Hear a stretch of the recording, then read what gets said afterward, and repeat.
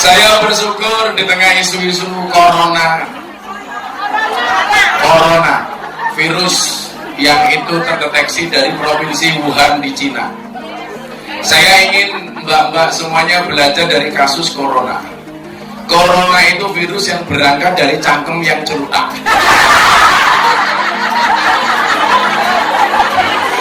Makanya kenapa kemudian dalam surat Al-Maidah ayat 27 itu Allah ngatur makanan yang nggak boleh dimakan. Salah satunya adalah binatang buas. Lah, di Wuhan itu saking cangkeme sing celutak, kampret wae diutak. Ya kan bahasa kondangnya kampret. Kampret kelelawar alias cok. Kok kamu coba duduk aku gitu? Jadi kelelawar codot itu kemudian dikonsumsi, diolah sama chef menjadi sop yang masaknya itu seolah-olah kelelawarnya masih hidup. Ini kalau di Indonesia Anda bisa temui di Tomohon, Sulawesi Utara. Di sana itu ada pasar yang dijual apa? Kucing bakar, tikus panggang, apa? Kuda diiris kakinya, macam-macam. Makanya disitulah kenapa kemudian Islam mengajarkan kepada kita an-nadzafatu minal iman. Bagaimana Gus posisi saya sebagai kemudian kalau disuruh masak babi, nggak apa-apa, sekedar masak. Tapi jangan bilang saya nggak makan dagingnya kok Mbak, tapi ambil kuahnya.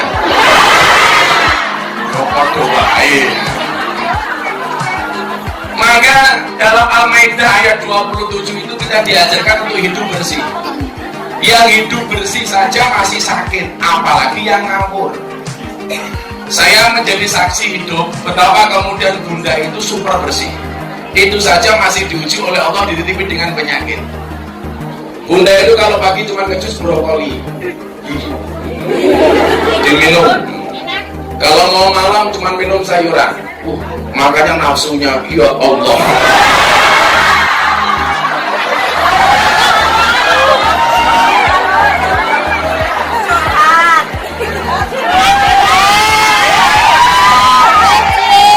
Istri saya ini kalau di depan orang pemalu, kalau di kamar malu-maluin.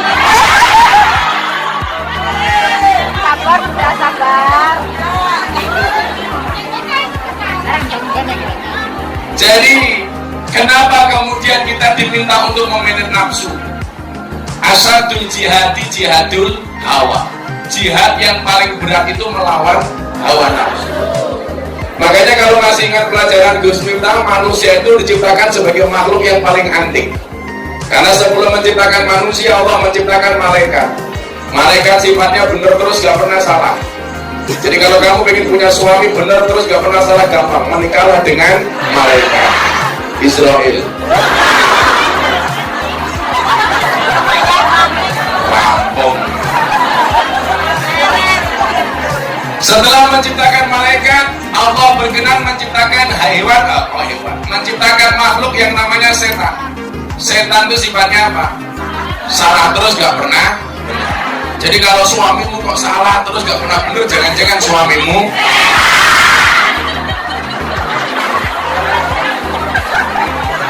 ya kan gampang saja. Kok salah terus gak tahu bener. Makanya kalau istri itu di hadapan suami atau suami itu di hadapan istri, gak usah neko-neko, jadilah seperti air putih. Jadilah seperti air putih. Tidak begitu berarti tapi istimewa.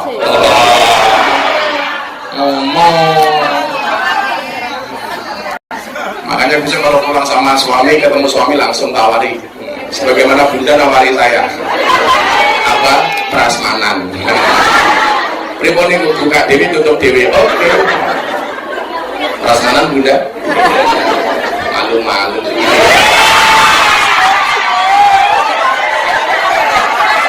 Cie baper.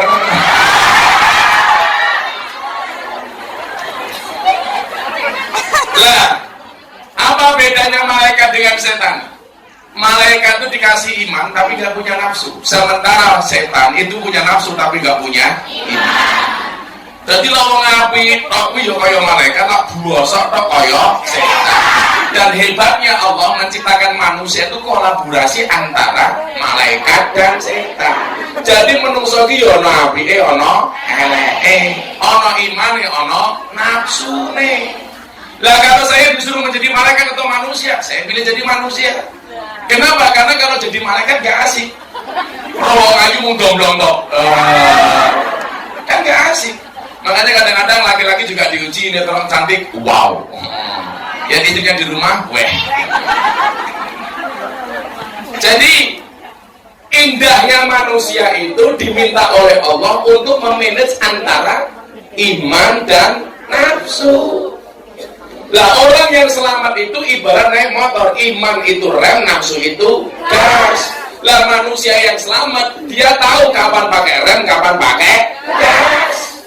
Ngaji gas, ngerasani tanggane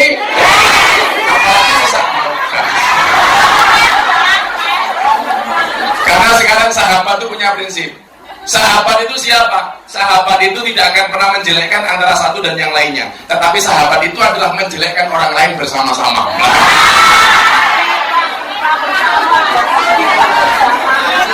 Jadi judulnya riba bersama. Jadi kalau teman itu adalah seperti daun, kita gampang menemukannya, tetapi sahabat itu seperti berlian, jarang dan sangat berharga. Maka mudah-mudahan kita bersahabat tidak hanya di dunia, sampai di akhirat. Amin. Itu sesuatu aku ning surga orang nulis tak boleh. Telepon malaikat. Malaikat nulis nanti tasik mampir neraka Gus. Langsung tak jawab bablas no. Nah, karena penulis panitia pengajian besok di surga juga panitia surga. Surga disediakan sama Bu Nuris, saya masuk, begitu saya masuk Bu Nuris keluar lagi. Jadi tahu kapan pakai rem, tahu kapan pakai gas. Begitu besok pulang ketemu suaminya ngegas apa ngerem?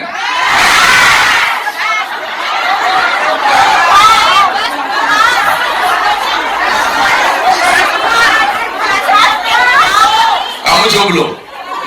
Kasihan. Mengkoyo mangkok. Ngaji gas, ngerumpi rem. Ketemu bojone tanggane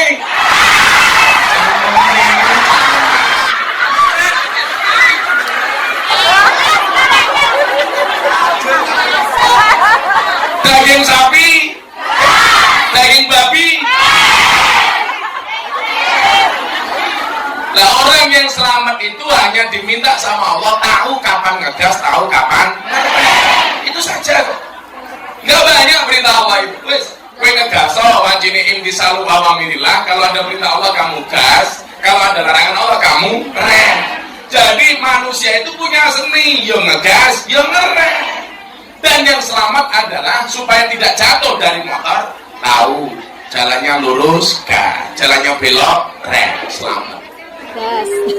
Maka kasus di Wuhan munculnya virus corona itu sama dengan SARS yang di Singapura dulu itu gara-gara cangkem celuntak.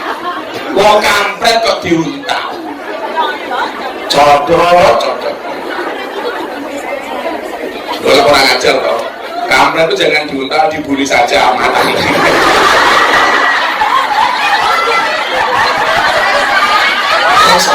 Besok. Makanya hari ini ngaji kita pindah semua minggu hidup masih koma belum. Makanya yang keburu ngegas padahal yang digas itu salah. Anda nggak usah khawatir, selama Anda masih hidup itu masih koma, belum titik. Lah perjalanan kita hari ini dalam rangka menuju satu titik. Semuanya komplit. Enggak.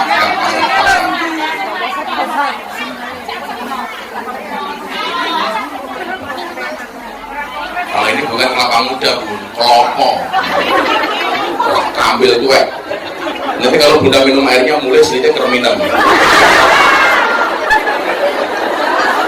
Kalau kabel.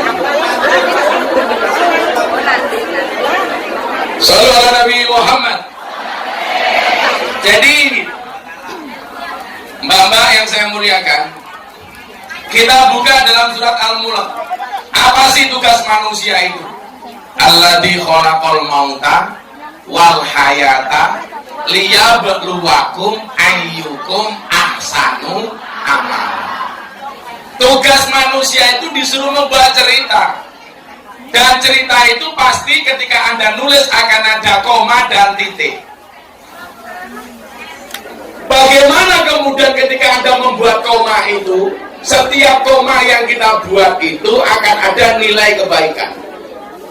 Makanya kayak saya ditanya sama PSK di Sarkem gitu, Mbak, saya malam itu ngelonte, tapi paginya saya pengen sholat subuh, tapi malamnya saya ngelonte lagi. Ini bagaimana, Mbak? Saya jawab, teruskan. Daripada mereka ngelonte terus tanpa sholat. Jadi begitu mereka ngelonte, mereka teriak, weh. Begitu mereka pengajian, wow. Begitu ngelonte meneh, weh. Ngaji lagi, wow. Bagaimana kemudian hidup kita lebih banyak wow-nya daripada weh-nya? Malaikatnya mumet. Malaikatnya mumet dasih cangkem ini. Ya malaikat ini bapakmu.